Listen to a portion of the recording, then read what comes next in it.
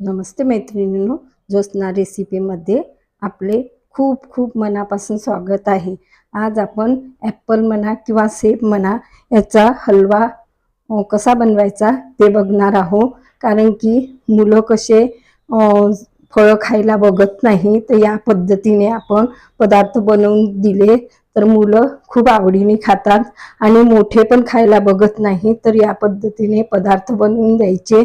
बघा, मी इथे 2 सेब घेतलेले आहे, यांना स्वच्छ धुवून घेतलेले आहे आणि यांना न आता आपल्याला तुम्हाला आवडत असेल तर तुम्ही याचं न सालं काढू शकता, परंतु मी सालं काढलेले नाही आहे आणि कापून घेतलेले आहे।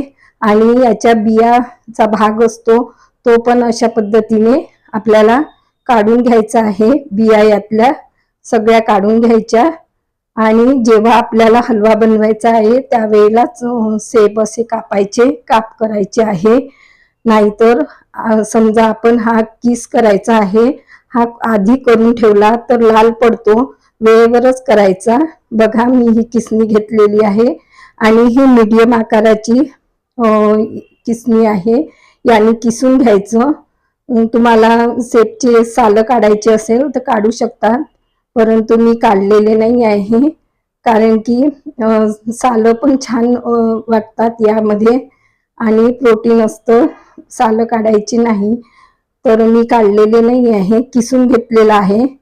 आणि आता आपण हलवा बनवण्याच्या प्रोसेसकडे वळूया। कढई ठेवलेली आहे गॅसवर आणि यातनं 2 चमचे मी तूप घालून घेते। तूप वितळू द्यायचं। हा खूपच छान असा स्वादिष्ट हलवा तयार होतो, नक्की बनवून बघा। आणि मुलांना या प्रकारे पदार्थ खाऊ घालायचे, म्हणजे कसे फ्रूट्स खात नाही। तर मी इथे 4-5 काजू आणि बदाम असे काप करून घेतलेले आहे आणि आता आपल्याला हे तुपामध्ये परतवून घ्यायचे आहे।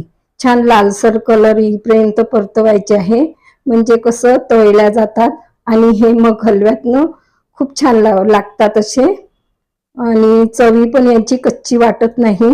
अशा प्रकारे मी तळून घेतलेलं आहे। आता काढून घ्यायचं आहे।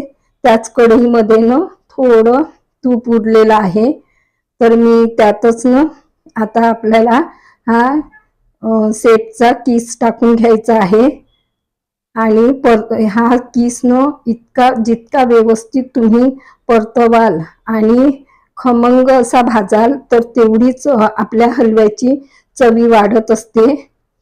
कारण की हा जेवढा आपण व्यवस्थित भाजला जाईल तेवढाच तो हलवा आपला स्वादिष्ट होतो। या पद्धतीने भाजायचा आहे आणि सेब पण थोडे गोडच असतात, तर साखरेचंही प्रमाण तुम्ही तुमच्या आवडीनुसार टाकायचं आहे। आता मी साईडच्या गॅसवर ठेवून घेतलेला आहे तो आपला सेबचा किस आणि इथे मी कढई ठेवलेली आहे।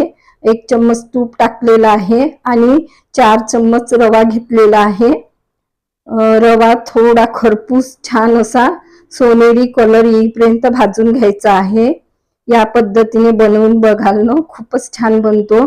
बघा, मी छान असा खरपूस रंग येईपर्यंत हा रवा घेतलेला आहे। रव्याचं प्रमाण मी थोडं कमीच घेतलेलं आहे, कारण की आपल्याला सेबचाच हलवा बनवायचा आहे, कारण की त्याची चवी लागली पाहिजे आपल्याला। तुम्हाला आवडत असेल तर तुम्ही प्रमाण वाढवू शकता रव्याचं, परंतु या पद्धतीने बनवून बघा।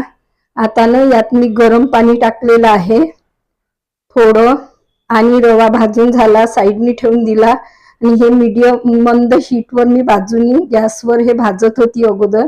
आता हे इथे आपण पाणी घालून शिजवून घ्यायचं आहे। आता मी चवीपुरतं यातनं साखर टाकत आहे, तुम्हाला कितपत गोड पाहिजे त्यानुसार साखर टाकायची। बघा, आणि हे मिश्रण शिजवून घ्यायचं आहे व्यवस्थित आणि परतवत राहायचं।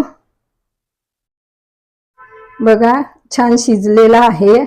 आता आपल्याला जो आपण रवा भाजून घेतलेला आहे तो टाकायचा आणि परतवून घ्यायचा आहे, शिजवून घ्यायचा हा रवा यात, म्हणजे हे थोडं घट्ट होतं कारण की रवा त्यातलं पाणी शोषून घेतो आणि खायला तितकं छान बनतो ना, खूपच छान.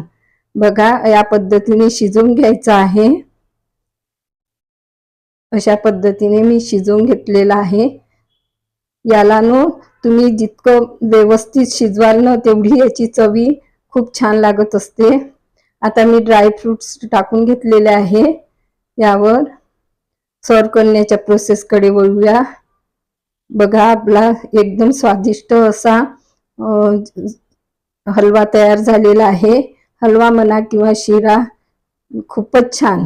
कशी वाटली तुम्हाला माझी पद्धत? नक्की ट्राय करा आणि कमेंट्स करून कळवा. पुन्हा भेटू नवीन व्हिडिओ सोबत. तोपर्यंत मस्त राहा, खुश राहा, आनंदी राहा, हेल्दी राहा आणि नवीन नवीन पदार्थ बनवून खात राहा. धन्यवाद.